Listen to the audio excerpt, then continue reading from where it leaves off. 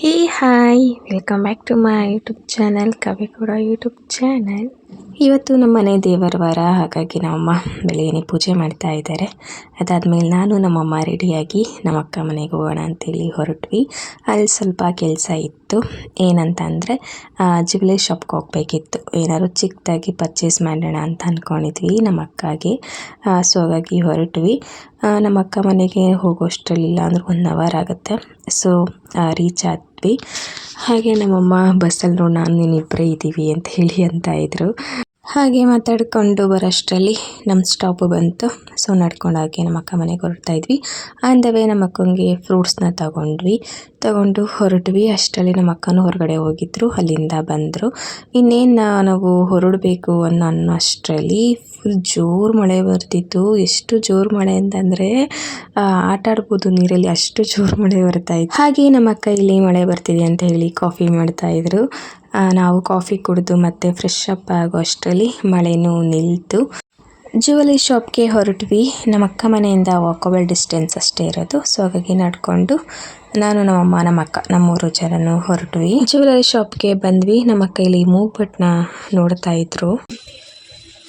ಈ ಥರವಾ ಅದನ್ನು ದೊಡ್ಡದು ಮತ್ತು 5 ಸ್ಟಾರ್ಗಳು ಅದನ್ನು ಜಾಸ್ತಿ ಎಲ್ಲರೂ ನೋಡಿ ಕಲ್ಕೊಳ್ಳೋದು.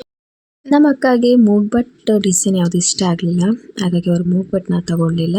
ಅದ್ರ ಬದಲು ಬೆಳ್ಳಿನ ಪರ್ಚೇಸ್ ಮಾಡಿದ್ರು ಅವರು. ಸೊ ನಾನು ಇಲ್ಲಿ ಕೆಲವೊಂದು ಡಿಸೈನ್ಸ್ನ ನೋಡ್ತಾ ಇದ್ದೆ, ಯಾವ್ದಾದ್ರು ನ್ಯೂ ಡಿಸೈನ್ ಬಂದಿದೆಯಾ ಅಂತ ಹೇಳಿ. ಸೊ ಯಾವುದೋ ನ್ಯೂ ಡಿಸೈನ್ ಇರಲಿಲ್ಲ.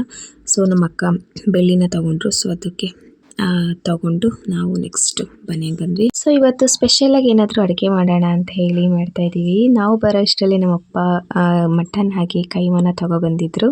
ಸೊ ಹಾಗಾಗಿ ಮಾಡ್ತಾ ಇದ್ದೀವಿ. ನಾನು ಮಾಡ್ತಾ ಇರೋದಲ್ಲ, ನಮ್ಮಮ್ಮ ಹೇಳ್ಕೊಟ್ರು, ನಾನು ಮಾಡ್ತಾ ಇದ್ದೀನಿ ಅಷ್ಟೇ. ಬರೋದು ಫಸ್ಟ್ ಟೈಮ್ ನಾನು ಮಾಡ್ತಾ ಇರೋದು. ಫಸ್ಟ್ ಒಂದು ಮಿಕ್ಸಿ ಜಾರ್ಗೆ ಈರುಳ್ಳಿ, ಶುಂಠಿ, ಬೆಳ್ಳುಳ್ಳಿ, ಪುದೀನ, ಕೊತ್ತಂಬರಿ, ಹಸಿಮೆಣಸಿನಕಾಯಿ, ಚಕ್ಕೆ, ಲವಂಗ, ಒಂದು 4-5 ಮೆಣಸು, ಸ್ವಲ್ಪ ಅರಿಶಿನ ಹಾಕಿ ಇದನ್ನು ನೀಟಾಗಿ ಪೇಸ್ಟ್ ಮಾಡ್ಕೊಳ್ತಾ ಇದ್ದೀನಿ. ಹಾಗೆ ಇದೇ ಮಿಕ್ಸಿ ಜಾರ್ಗೆ ಸ್ವಲ್ಪ ಕಾಯಿ, ಕಡಲೆ, ಹಾಗೆ ಒಂದು ಟೊಮೊಟೊನ ಹಾಕಿ ಮಿಕ್ಸಿ ಜಾರಲ್ಲಿ ಒಂದು ಗ್ರೈಂಡ್ ಮಾಡಿಕೊಂಡು ಮತ್ತೆ ಅದಕ್ಕೆ ನಾನಿಲ್ಲಿ ಸಾಂಬಾರು ಪೌಡ್ರು ಅಂದರೆ ಮಟನ್ ಸಾಂಬಾರು ಪೌಡ್ರನ್ನ ಹಾಕ್ಕೋತಾ ಇದ್ದೀನಿ. ನಿಮಗೆ ಖಾರಕ್ಕೆ ಎಷ್ಟು ಬೇಕೋ ಅಷ್ಟು ನೀವು ಆ್ಯಡ್ ಮಾಡ್ಕೊಬೋದು. ನಾನಿಲ್ಲಿ ಒಂದು 4 ಸ್ಪೂನಷ್ಟು ಆ್ಯಡ್ ಮಾಡಿಕೊಂಡು ಮತ್ತೆ ಇದನ್ನು ನೀಟಾಗಿ ಪೇಸ್ಟ್ ಮಾಡ್ಕೊಳ್ತಾ ಇದ್ದೀನಿ. ಈಗ ಗ್ಯಾಸ್ ಆನ್ ಮಾಡಿ ಕುಕ್ಕರ್ ಇಟ್ಕೊಂಡು ಅದಕ್ಕೆ ಸ್ವಲ್ಪ ಆಯಿಲ್ ಹಾಕ್ಕೊಳ್ತಾ ಇದ್ದೀನಿ. ಆಯಿಲ್ ಸ್ವಲ್ಪ ಬಿಸಿ ಆದಮೇಲೆ ಸ್ವಲ್ಪ ಈರುಳ್ಳಿ ಹಾಕ್ಕೊಂಡು ಅದನ್ನು ಸ್ವಲ್ಪ ಫ್ರೈ ಮಾಡ್ಕೊಳ್ತೀನಿ. ಫ್ರೈ ಆದಮೇಲೆ ಸ್ವಲ್ಪ ಬ್ರೌನ್ ಕಲರ್ ಹಾಕಬೇಕು, ಅಲ್ಲಿವರೆಗೂ ಫ್ರೈ ಮಾಡಿಕೊಂಡು ನೆಕ್ಸ್ಟ್ ಇದಕ್ಕೆ ನಾನು ರುಬ್ಕೊಂಡಿರೋವಂಥ ಮಸಾಲನ ಆ್ಯಡ್ ಮಾಡ್ಕೊಳ್ತಾ ಇದ್ದೀನಿ. ಅಂದರೆ ಈರುಳ್ಳಿ, ಬೆಳ್ಳುಳ್ಳಿ ಎಲ್ಲ ರುಬ್ಕೊಂಡಿದ್ನಲ್ಲ, ಆ ಮಸಾಲನ ಆ್ಯಡ್ ಮಾಡಿಕೊಂಡು ಅದನ್ನು ಒಂದು 5 ಮಿನಿಟ್ಸ್ ಫ್ರೈ ಮಾಡಬೇಕು. ಸ್ವಲ್ಪ ಹಸಿ ಸ್ಮೆಲ್ಲೆಲ್ಲ ಹೋಗೋವರೆಗೂ ಅಷ್ಟು ಫ್ರೈ ಮಾಡಿಕೊಂಡ್ರೆ ಚೆನ್ನಾಗಿರುತ್ತೆ. ಹಾಗಾಗಿ ನೆಕ್ಸ್ಟ್ ಇದಕ್ಕೆ ನಾನು ಮಟನ್ನ ಆ್ಯಡ್ ಮಾಡ್ಕೊಳ್ತಾ ಇದ್ದೀನಿ. ಮಟನ್ನ ಆ್ಯಡ್ ಮಾಡಿಕೊಂಡು ಅದನ್ನು ಸ್ವಲ್ಪ ಫ್ರೈ ಮಾಡಿ ಅದಾದಮೇಲೆ ಸ್ವಲ್ಪ ನಮಗೆ ಟೇಸ್ಟ್ ಎಷ್ಟು ಬೇಕೋ ಅಷ್ಟು ಇಲ್ಲಿ ನಾನು ಉಪ್ಪನ್ನ ಆ್ಯಡ್ ಮಾಡ್ಕೊಳ್ತಾ ಇದ್ದೀನಿ.